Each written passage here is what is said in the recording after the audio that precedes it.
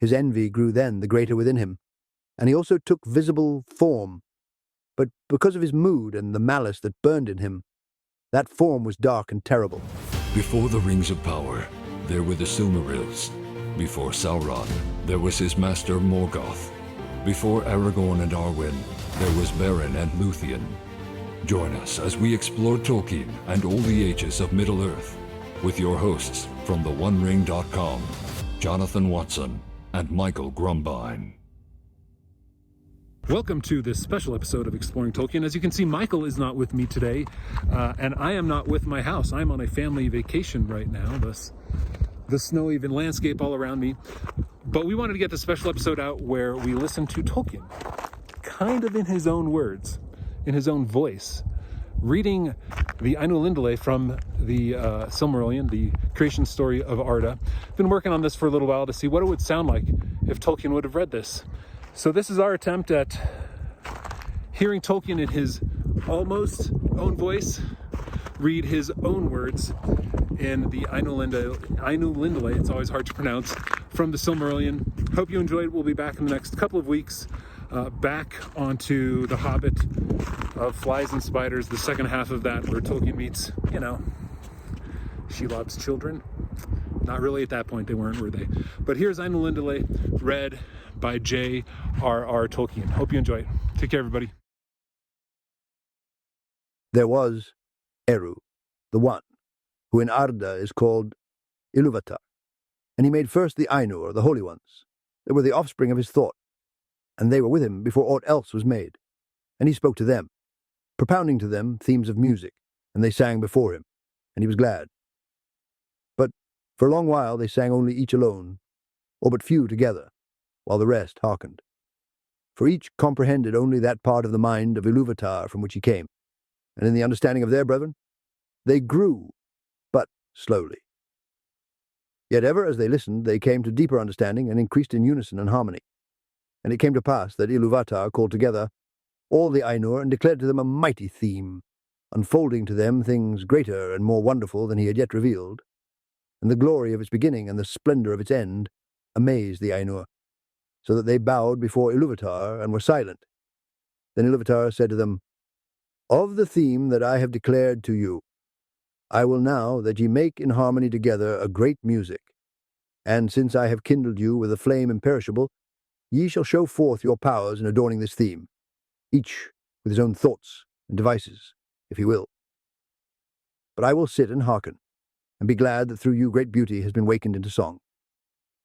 Then the voices of the Ainur, like unto harps and lutes and pipes and trumpets, and viols and organs, and like unto countless choirs singing with words, began to fashion the theme of Iluvatar to a great music, and a sound arose of endless interchanging melodies woven in harmony that passed beyond hearing into the depths and into the heights, and the places of the dwelling of Iluvatar were filled to overflowing, and the music and the echo of the music went out into the void, and it was not void.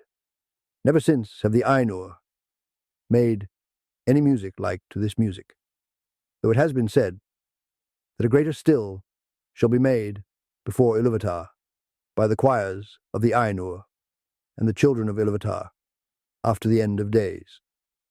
Then the themes of Iluvatar shall be played aright, and take being in the moment of their utterance, for all shall then understand fully his intent in their part, and each shall know the comprehension of each, and Iluvatar shall give to their thoughts the secret fire, being well pleased.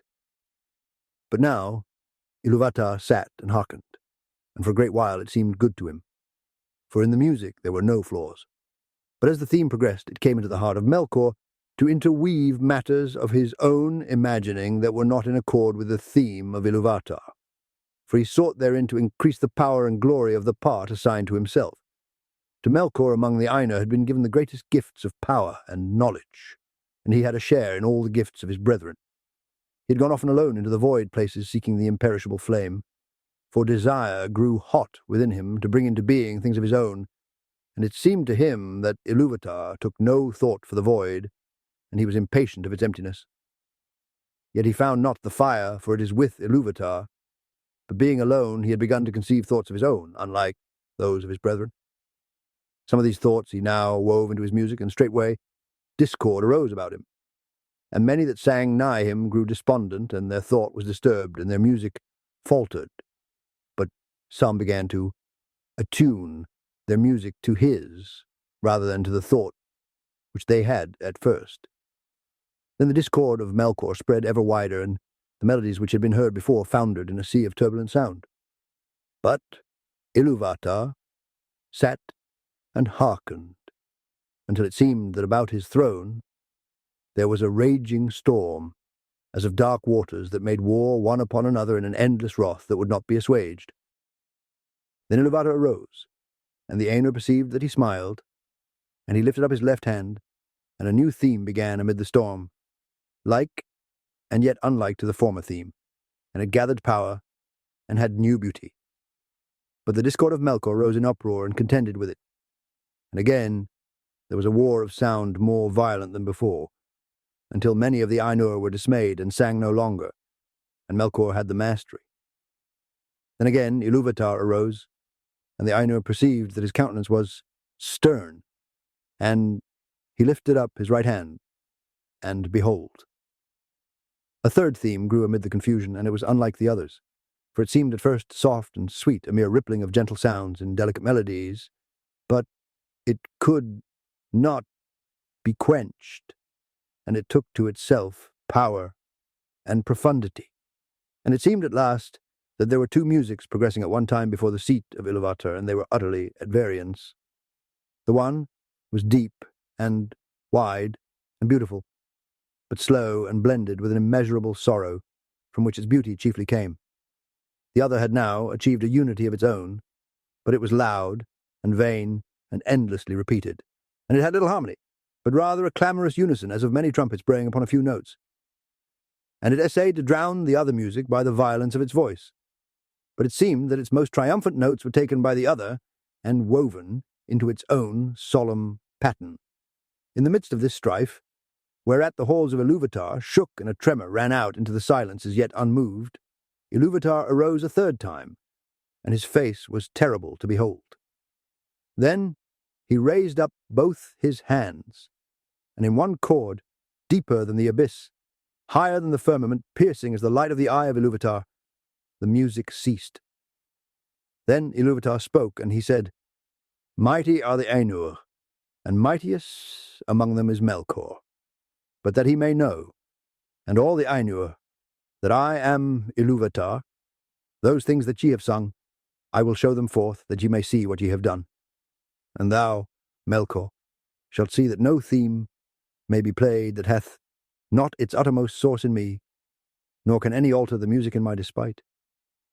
For he that attempteth this shall prove but mine instrument in the devising of things more wonderful, which he himself hath not imagined."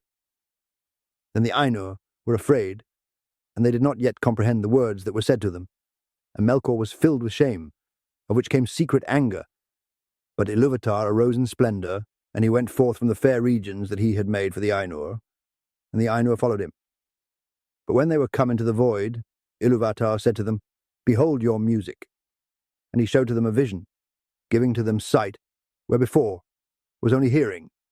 And they saw a new world made visible before them, and it was globed amid the void, and it was sustained therein, but was not of it. And as they looked and wondered, this world began to unfold its history, and it seemed to them that it lived and grew. And when the Ainur had gazed for a while and were silent, Iluvatar said again, "Behold your music. This is your minstrelsy, and each of you shall find contained herein, amid the design that I set before you, all those things which it may seem that he himself devised or added. And thou, Melkor, wilt discover all the secret thoughts of thy mind, and wilt perceive that they are but a part of the whole, and tributary to its glory." And many other things Iluvatar spoke to the Ainur at that time, and because of their memory of his words, and the knowledge that each has of the music that he himself made, the Ainur know much of what was, and is to come, and few things are unseen by them. Yet some things there are that they cannot see, neither alone nor taking counsel together, for to none but himself has Iluvatar revealed all that he has in store, and in every age there come forth things that are new and have no foretelling, for they do not proceed from the past. And so it was that as this vision of the world was played before them, the Ainur saw that it contained things which they had not thought. And they saw with amazement the coming of the children of Iluvatar, and the habitation that was prepared for them. And they perceived that they themselves in the labour of their music had been busy with the preparation of this dwelling, and yet knew not that it had any purpose beyond its own beauty. For the children of Iluvatar were conceived by him alone, and they came with the third theme, and were not in the theme which Iluvatar propounded at the beginning, and none of the Ainur had part in their making. Therefore, when they beheld them, the more did they love them, being things other than themselves, strange and free, wherein they saw the mind of Iluvatar reflected anew, and learned yet a little more of his wisdom, which otherwise had been hidden even from the Ainur. Now the children of Iluvatar are elves and men, the firstborn and the followers, and amid all the splendours of the world, its vast halls and spaces and its wheeling fires, Iluvatar chose a place for their habitation in the deeps of time, and in the midst of the innumerable stars. And this habitation might seem a little thing to those who consider only the majesty of the Ainur, and not their terrible sharpness, as who should take the whole field of Arda for the foundation of a pillar, and so raise it until the cone of its summit were more bitter than a needle, or who consider only the immeasurable vastness of the world which still the Ainur are shaping, and not the minute precision to which they shape all things therein. But when the Ainur had beheld this habitation in a vision, and had seen the children of Iluvatar arise therein, then many of the most mighty among them bent all their thought and their desire towards that place. And of these, Melkor was the chief, even as he was in the beginning the greatest of the Ainur, who took part in the music. And he feigned, even to himself at first, that he desired to go thither and order all things for the good of the children of Iluvatar, controlling the turmoils of the heat and the cold that had come to pass through him. But he desired rather to subdue to his will both elves and men, envying the gifts with which Iluvatar promised to endow them. And he wished himself to have subjects and servants, and to be called Lord, and to be a master over other wills. But the other Ainur looked upon this habitation set within the vast spaces of the world, which the elves call Arda, the earth, and their hearts rejoiced in light, and their eyes beholding many colours were filled with gladness. But because of the roaring of the sea, they felt a great unquiet. And they observed the winds in the air, and the matters of which Arda was made, of iron and stone and silver and gold and many substances. But of all these water they most greatly praised. And it is said by the Eldar that in water there lives yet the echo of the music of the Ainur more than in any substance else that is in this earth. And many of the children of Iluvatar hearken still unsated to the voices of the sea, and yet know not for what they listen. Now to water had that Ainur, whom the elves call Ulmo, turned his thought, and of all most deeply was he instructed by Iluvatar in music. But of the airs and winds Manwë most had pondered, who is the noblest of the Ainur? Of the fabric of earth had Ole thought, to whom Iluvatar had given skill and knowledge scarce less than to Melkor. But the delight and pride of Ole is in the deed of making, and in the thing made, and neither in possession nor in his own mastery. Wherefore he gives and hoards not, and is free from care, passing ever on to some new work. And Iluvatar spoke to Ulmo and said, Seest thou not how here, in this little realm, in the deeps of time, Melkor hath made war upon thy province? He hath bethought him of bitter, cold, immoderate, and yet hath not destroyed the beauty of thy fountains, nor of thy clear pools. Behold the snow and the cunning work of frost. Melkor hath devised heats and fire without restraint, and hath not dried up thy desire, nor utterly quelled the music of the sea. Behold rather the height and glory of the clouds and the ever-changing mists, and listen to the fall of rain upon the earth. And in these clouds thou art drawn nearer to Manwë, thy friend, whom thou lovest. Then Ulmo answered, Truly water is become now fairer than my heart imagined. Neither had my secret thought conceived the snowflake, nor in all my music was contained the falling of the rain. I will seek Manwe, that he and I may make melodies for ever to thy delight. And Manwe and Ulmo have from the beginning been allied, and in all things have served most faithfully the purpose of Iluvatar. But even as Ulmo spoke, and while the Ainur were yet gazing upon this vision, it was taken away and hidden from their sight. And it seemed to them that in that moment they perceived a new thing, darkness, which they had not known before except in thought. But they had become enamored of the beauty of the vision and engrossed in the unfolding of the world which came there to being, and their minds were filled with it. For the history was incomplete, and the circles of time not full wrought, when the vision was taken away. And some have said that the vision ceased ere the fulfillment of the dominion of men and the fading of the firstborn. Wherefore, though the music is over all, the Valar have not seen, as we cite the later ages or the ending of the world. Then there was unrest among the Ainur. But Iluvatar called to them and said, I know the desire of your minds that what ye have seen should verily be, not only in your thought, but even as ye yourselves are, and yet other. Therefore I say, Ed, let these things be, and I will send forth into the void the flame imperishable, and it shall be at the heart of the world, and the world shall be, and those of you that will may go down into it. And suddenly the Ainur saw afar off a light, as it were, a cloud with a living heart of flame, and they knew that this was no vision only, but that Iluvatar had made a new thing, Eo, the world that is. Thus it came to pass that of the Ainur some abode still with Iluvatar, beyond the confines of the world, but others, and among them many of the greatest and most fair, took the leave of Iluvatar and descended into it. But this condition Iluvatar made, or it is the necessity of their love, that their power should thenceforward be contained and bounded in the world, to be within it forever, until it is complete, so that they are its life, and it is theirs, and therefore they are named the Valar, the powers of the world.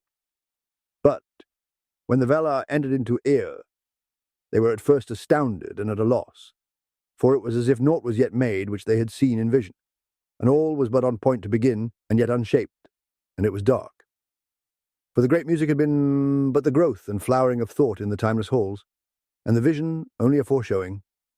But now they had entered in, at the beginning of time, and the Valar perceived that the world had been but foreshadowed and foresung, and they must achieve it. So began their great labours in wastes unmeasured and unexplored, and in ages uncounted and forgotten, until in the deeps of time and in the midst of the vast halls of Ir, there came to be that hour, and that place where was made the habitation of the children of Iluvatar. And in this work the chief part was taken by Manwe and Aule and Ulmo, but Melkor too was there from the first, and he meddled in all that was done, turning it, if he might, to his own desires and purposes, and he kindled great fires. When therefore earth was yet young and full of flame, Melkor coveted it, and he said to the other Valar, This shall be my own kingdom, and I name it unto myself. But Manwe was the brother of Melkor in the mind of Iluvatar, and he was the chief instrument of the second theme that Iluvatar had raised up against the discord of Melkor. And he called unto himself many spirits both greater and less, and they came down into the fields of Arda and aided Manwe, lest Melkor should hinder the fulfillment of their labour forever, and earth should wither ere it flowered. And Manwe said unto Melkor, This kingdom thou shalt not take for thine own, wrongfully, for many others have laboured here no less than thou. And there was strife between Melkor and the other Valar, and for that time Melkor withdrew, and departed to other regions, and did there what he would. But he did not put the desire of the kingdom of Arda from his heart. Now the Valar took to themselves shape and hue, and because they were drawn into the world by love of the children of Iluvatar, for whom they hoped, they took shape after that manner which they had beheld in the vision of Iluvatar, save only in majesty and splendour. Moreover, their shape comes of their knowledge of the visible world, rather than of the world itself, and they need it not, save only as we use raiment, and yet We may be naked and suffer no loss of our being. Therefore the Valar may walk, if they will, unclad, and then even the Eldar cannot clearly perceive them, though they be present. But when they desire to clothe themselves, the Valar take upon them forms, some as of male and some as of female. For that difference of temper they had even from their beginning, and it is but bodied forth in the choice of each, not made by the choice, even as with us male and female may be shown by the raiment, but is not made thereby. But the shapes wherein the great ones array themselves are not at all times like to the shapes of the kings and queens of the children of Iluvatar. For times they may clothe themselves in their own thought, made visible in forms of majesty and dread. And the Valar drew unto them many companions, some less, some well nigh as great as themselves, and they labored together in the ordering of the earth and the curbing of its tumults. Then Melkor saw what was done, and that the Valar walked on earth as powers visible, clad in the raiment of the world, and were lovely and glorious to see, and blissful, and that the earth was becoming as a garden for their delight, for its turmoils were subdued. His envy grew then the greater within him, and he also took visible form, but because of his mood and the malice that burned in him, that form was dark and terrible. And he descended upon Arda in power and majesty, greater than any other of the Valar, as a mountain that wades in the sea, and has its head above the clouds, and is clad in ice and crowned with smoke and fire. And the light of the eyes of Melkor was like a flame that withers with heat, and pierces with a deadly cold. Thus began the first battle of the Valar with Melkor for the dominion of Arda, and of those tumults the elves know but little. For what has here been declared is come from the Valar themselves, with whom the Eldali spoke in the land of Valinor, and by whom they were instructed. But little would the Valar ever tell of the wars before the coming of the elves. Yet it is told among the Eldar that the Valar endeavoured ever, in despite of Melkor, to rule the earth and to prepare it for the coming of the firstborn. And they built lands, and Melkor destroyed them. Valleys they delved, and Melkor raised them up. Mountains they carved, and Melkor threw them down. Seas they hollowed, and Melkor spilled them. And naught might have peace or come to lasting growth, for as surely as the Valar began a labour, so would Melkor undo it or corrupt it.